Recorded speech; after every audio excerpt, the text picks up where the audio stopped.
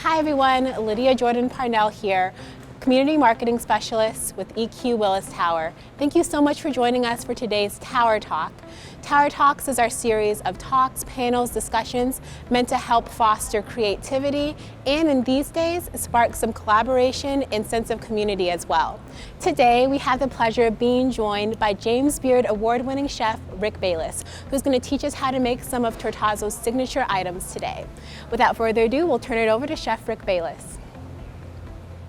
Hi everyone, and welcome to Tortazo. I am excited to share with you a couple of recipes that I think are going to make your holidays really special. At least I know they will mine. Everybody needs something to set out as an appetizer, as a dip at a party. You also need something to drink. So I'm going to show you our famous guacamole made very seasonally. And then I'm going to show you, I think, the most delicious, classic, special occasion margarita that you could possibly ever have. So let's tackle that guacamole first.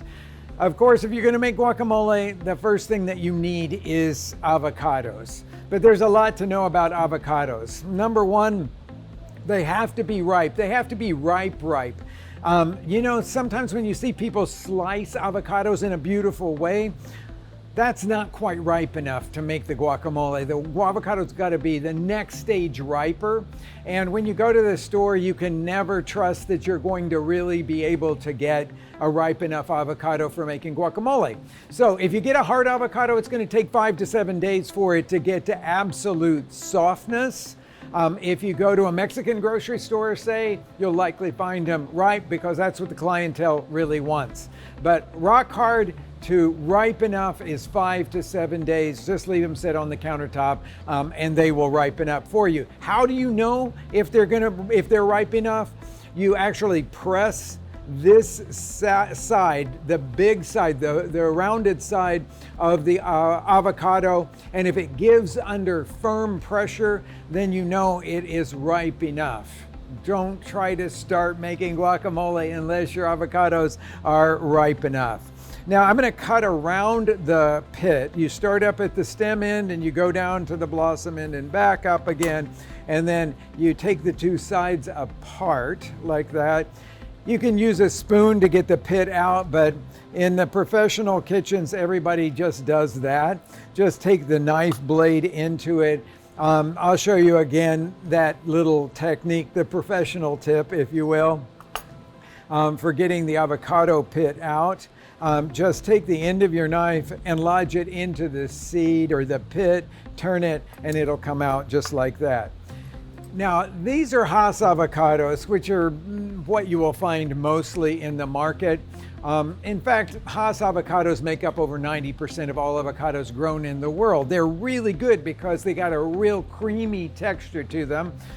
They don't discolor very quickly, and you can keep one of these ripe in your refrigerator, in the warmest section of your refrigerator, like the vegetable bin, for 5 or 6 days, and it won't discolor. That's a good thing about working with Hass avocados. Another really good thing is that they have a really tough skin on them, so you can scrape right up against the skin and scrape the flesh out into a bowl. So I'm going to make 2 avocados worth of guacamole right now.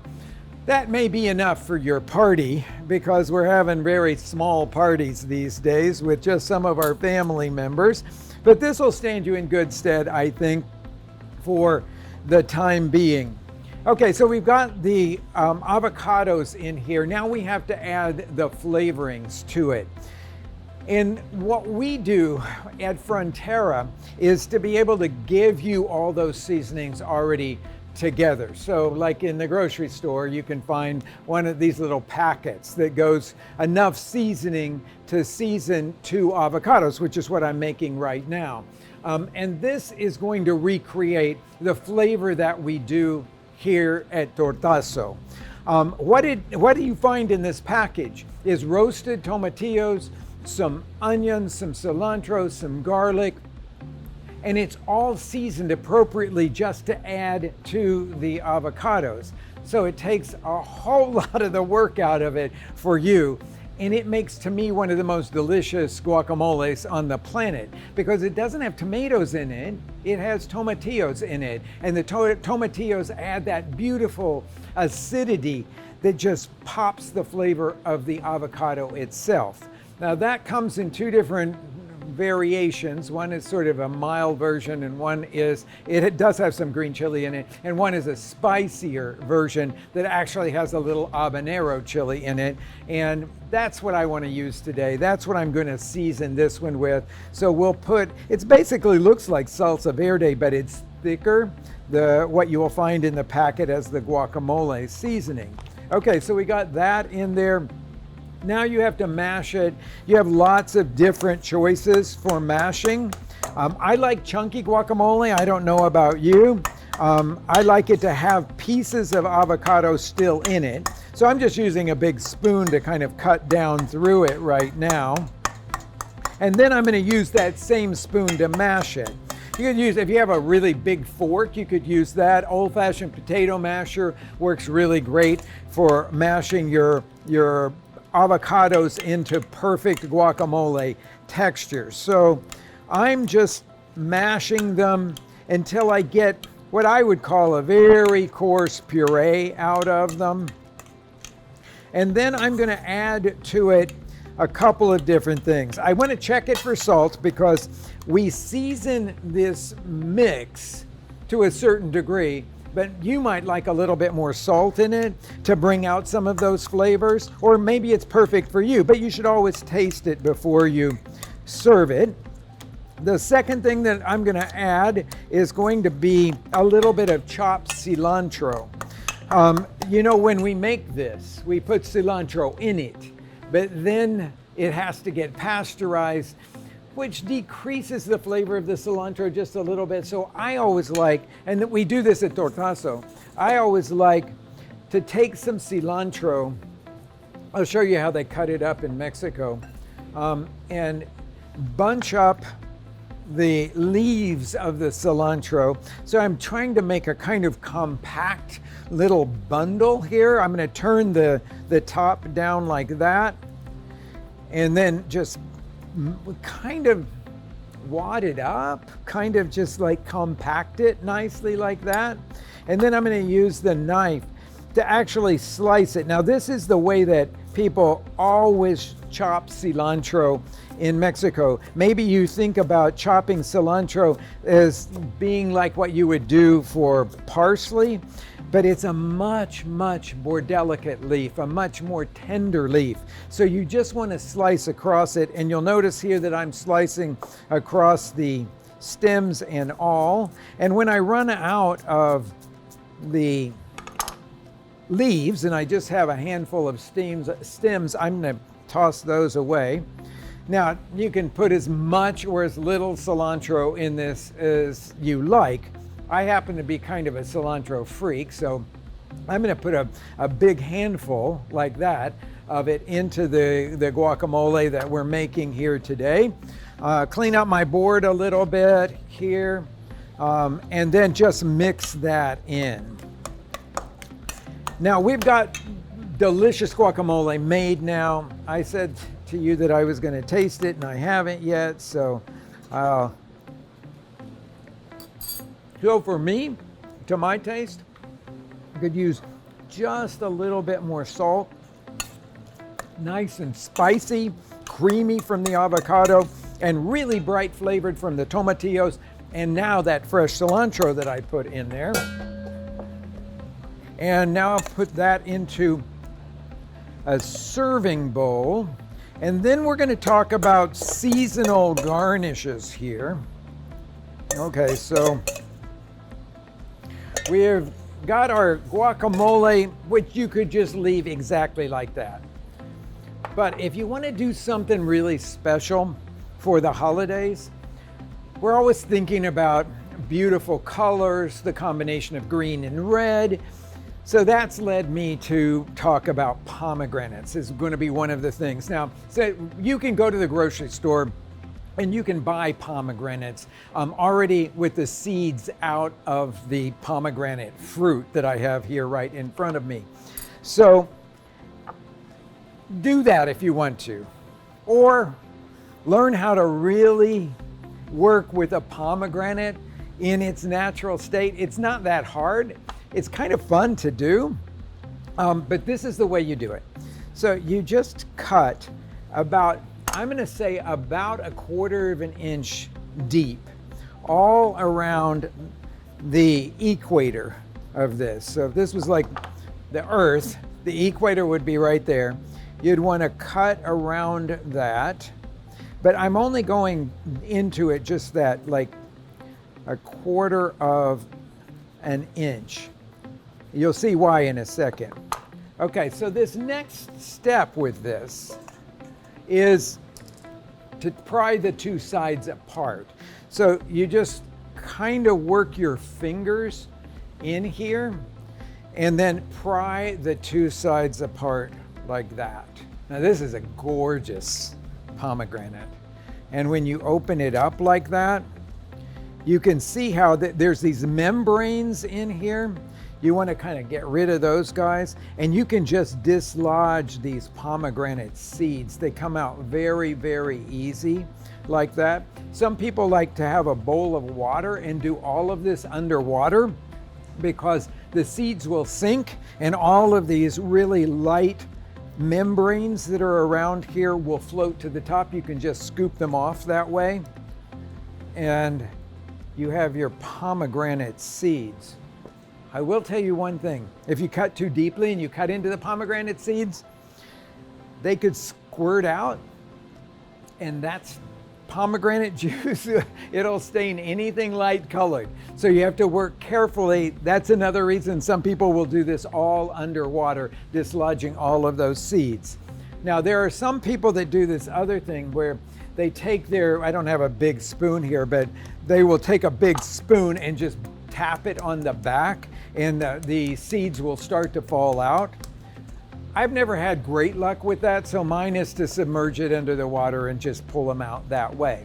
So then we have the green of the guacamole, and we've got the red of the seeds here, but I'm going to add something else to it that I think is absolutely delicious. Now, a really delicious avocado will have a hint of nuttiness in its flavor. So we're going to underscore that nuttiness with a little bit of toasted walnut here. So I'm going to take these walnuts and just sort of lightly crush them in my hand. That'll release some of their flavor as well. And then I'm just going to sprinkle them over the guacamole here. I think it could use just a couple more. Looks like it's almost where it's supposed to be. Then we're going to sprinkle some of these gorgeous pomegranate seeds over the top of it as well. And because I like a little bit of fresh onion in mine, we have red onion that we could just sprinkle over the top of it as well. Take a few of these leaves from the cilantro and lay those over the top to emphasize how fresh all of this is. And you have like this amazing guacamole that's got a lot of seasonality to it with the toasted walnuts and the pomegranate seeds. Play around with that. If you like the guacamole plain, just serve it plain. But at certain times of year, I think it's very nice to dress it up like this. We've got some gorgeous chips that you can get to go with it. You can also think outside the box and not do tortilla chips. You could do slices of cucumber and jicama and radishes. They all make nice things to dip into guacamole for those that prefer the vegetables to the chips. Okay, now enough about the little appetizer here. Let's go on to the making of the margarita. So what I have here is a beaker filled with ice. And I'm going to tell you my proportions for the perfect margarita. Now, a margarita is really it falls into the category of a sour drink. And a sour drink usually has these same proportions no matter what the ingredients are that are going into it. 1.5 to 2 ounces of your base spirit, whatever that is. And of course, for a margarita, that would be tequila, right? Then about an ounce of something sweet and about an ounce of something that's tangy. So of course, when you're making a margarita, the tangy thing's going to be the lime juice, and the something sweet is either going to be simple syrup or agave syrup, or it's going to be a sweet orange liqueur. So what I'm going to do is to kind of play with this balance, because I said it's about an ounce of something sour and about an ounce of something sweet. And you'll see that I'm going to tip this just a touch toward the sweet side because I think it makes this just absolutely perfect. Okay, so let's talk about preparing the glass before we actually go to shaking the margarita here. The glass needs to be rimmed with salt. To me, that's essential. Okay, some people, they say they don't like salt on it. But when you taste a really well-made margarita with that little bit of salt, then to me, all the flavors come together. It's just like adding salt to any savory dish. If you don't put the right amount in there, it can taste really flat. I think that same thing about a margarita. So I've got a wedge of lime here, and I'm going to coat about half of the glass. Okay, this is a way for us to be able to not coat the whole thing so that not every sip has to have that salt if we don't want it. And then I'm putting it down into some kosher salt, some coarse kosher salt here. There's lots of fun things that you can do with this. So that's a half-rimmed glass.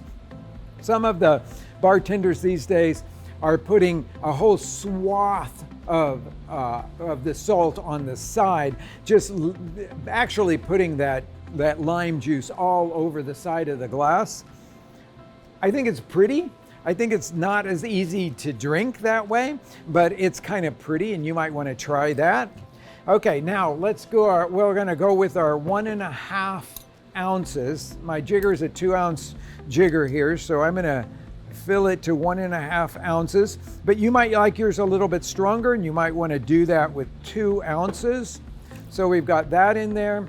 Now we're going to go to orange liqueur, which is going to be a 1/2 ounce of the orange liqueur. Now it's not just triple sec that I'm using here, and I'm going to say the reason for that.